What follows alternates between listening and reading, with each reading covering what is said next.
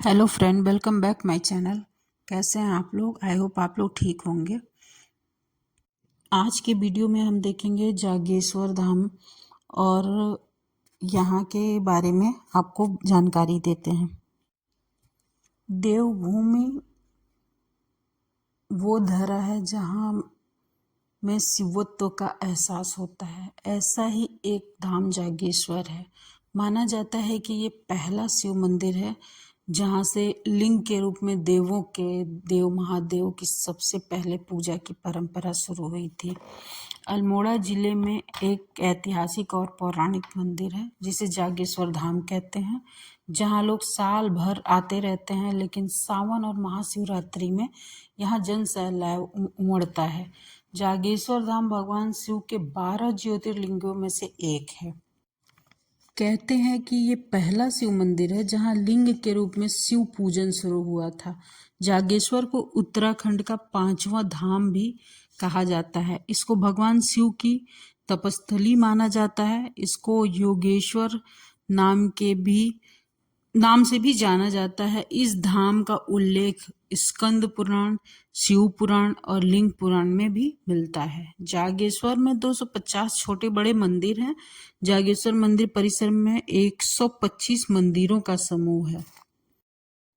मंदिरों का निर्माण पत्थरों की बड़ी बड़ी शिलाओं से किया गया है। यहाँ के सारे मंदिर केदारनाथ शैली से बने हुए हैं। जागेश्वर धाम में एक ऐसा धाम है जिसका नाम तो प्रसिद्ध है, लेकिन इसका रहस्य कोई नहीं जानता है। ये मंदिर 2500 वर्ष पुराना है। जागेश्वर धाम को अद्भुत शक्तियों और शिव साधना की वजह से रहस्यमयी जगह माना जाता है। यहाँ जिस तरह से मंदिर और बाहर की मूर्तियां नीचे से एक होती हुए भी ऊपर जाके दो हो जाती हैं, यानी पेड़ जड़ से एक होते हैं लेकिन ऊपर की दो हो जाता है। इतना ही नहीं, कई पेड़ यहाँ गणेश रूप में नजर आते हैं।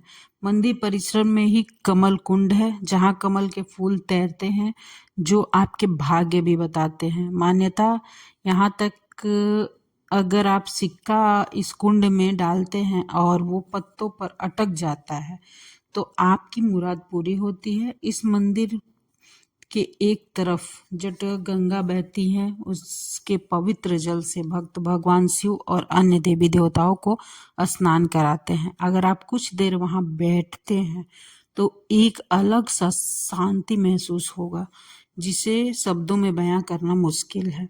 यहाँ प्रसाद के रूप में फल और पेड़ दिया जाता है। ये भी मान्यता है कि यहाँ महामृत्युंजय जाप कराने से मृत्यु तुल्य कष्ट भी टल जाते हैं। नागेशे दारुका वने, इस श्लोक का अर्थ है देवदार के वन में नागेश यानी महादेव शिव निवास करते हैं।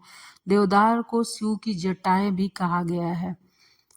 जागेश्वर धाम की कल्पना बिना देवदार के पेड़ों के नहीं की जा सकती है। मान्यता है कि मर्यादा पुरुषोत्तम भगवान राम के पुत्र लवकुश ने अपने पिता की सेना से युद्ध किया था। राजा बनने के बाद वे यहाँ आए थे। दरअसल लवकुश अज्ञानतावश किए युद्ध के प्रायश्चित के लिए इस जगह पर ही यज्ञ किए थे। इसके लिए उन्होंने देवताओं को आमंत्रित किया था। कहते हैं लवकुश ने ही सबसे पहले इस मंदिर की स्थापना की थी। वह यज्ञ कुंड आज भी यहाँ पर है। रावण, पांडव और मार्कंडेय ऋषि द्वारा जागेश्वर धाम में शिव पूजन का उल्लेख मिलता है, जबकि मंदिर का निर्माण किसने किया है इसके बारे में कोई प्रमाण नहीं मिल पाए हैं। जागेश्वर धाम को कोई 1000 तो कोई 2000 साल पुराना बताता है। मान्यता है कि महादेव यहाँ भी वृक्ष के रूप में मां पार्वती के साथ विराजते हैं। कहा जाता है कि प्राचीन समय में जागेश्वर मंदिर में मांगी मन्नतें उसी रूप में स्वीकार हो जाती थी जिसका भारी दुरुपयोग हो रहा था। 8वीं सदी में आदि शंकराचार्य जागेश्वर आए और उन्होंने महामृत्युंजय में स्थापित शिवलिंग को कीलित करके इस दुरुपयोग को रोकने की व्यवस्था की।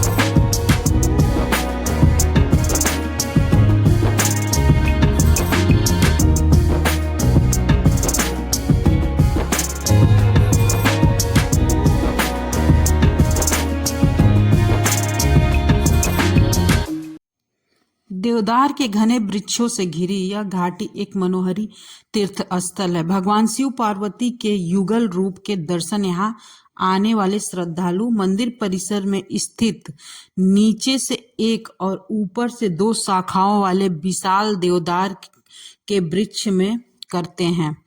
यह बहुत प्राचीन पेड़ बताया जाता है। यह भी सत्य है कि भगवान शिव ही एकमात्र देवता हैं जिन्होंने सदैव मृत्यु पर विजय पाई है।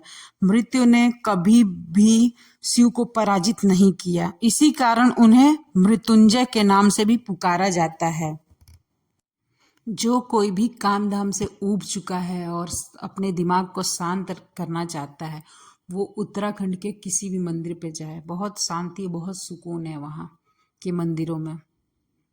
और यहाँ आके तो कुछ अलग सा ही एहसास था। बहुत अच्छा लगा यहाँ पे आके। जिन लोगों को स्नोफॉल का मजा लेना है वो लोग दिसंबर में जाएं यहाँ। वैसे हम लोग तो गए थे अक्टूबर में भी यहाँ बहुत ठंडी थी। महाशिवरात्रि और सावन में तो एकदम जाने का ना सोचे, क्योंकि इतनी ज़्यादा भीड़ होती है कि एकदम एक पे एक लोग गिरते पड़ते किसी तरह पहुंचते हैं। बहुत ज़्यादा ही भीड़ होती है, बहुत दूर से ही पैदल चलना पड़ जाता है। और जब ऐसे जाओ तो पूरा गाड़ी अंदर तक एकदम मंदिर के पास तक जा सकती है। वीडियो को अब रहने देते हैं यहीं तक। बाकी आपको अगर अच्छा लगे तो लाइक शेयर सब्सक्राइब ज़रूर करें। और अगर नहीं गए हैं यहाँ तो एक बार ज़रूर घूम के आएँ। Thank you for watching.